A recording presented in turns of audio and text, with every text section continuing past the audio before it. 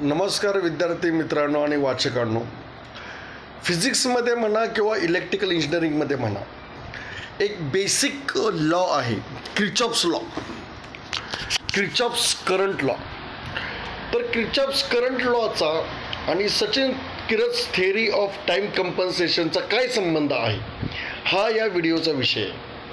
व्हिडिओचा विषय काय, Kirchhoff's law आणि Sachin Kirch theory of time compensation ह्याचा काय संबंध आहे, हा या व्हिडिओचा विषय आहे. तर किर्चॉफ्स लॉ जो आहे, तर किर्चॉफ्स लॉ काय सांगतो, Kirchhoff's current law, the algebraic sum of the potential difference and electromotive force within the circuit within any close circuit is equal to the zero. Kirchhoff's law काय सांगतो, the algebraic sum of the potential difference and the EMFs, EMF म्हणजे electromotive force, विद्यार्थ्यांना माहीतच आहे. तर the sum of the potential difference and electromotive force is equal to algebraic sum of this two is equal to zero according to Kirchhoff's law within the closed circuit. तर याचा Sachin Kirch theory of time कंपन्सेशनची काय संबंध आहे, तर नीट लक्षात ठेवा की sun integrates and moon differentiate according to Sachin Kirch theory of time compensation. Sun integrate and moon differentiate.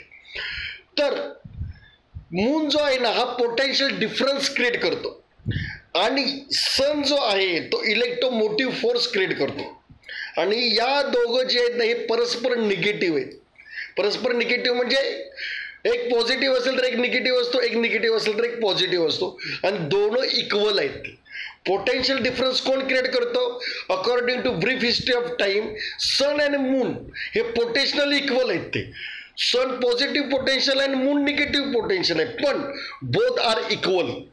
तर potential difference is created by the moon and electromotive force is created by the सन.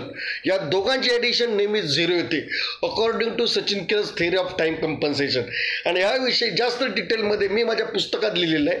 त्या पुस्तकाचं नाव आहे Newton's laws of motion must be modified, Sachin Kirch theory of time compensation, sun integrates and moon differentiate and the entire universe is divided into sine ratio and cos ratio because sine ratio and cos ratio are the vertical and horizontal component of the time according to Sachin Kirach theory of time compensation.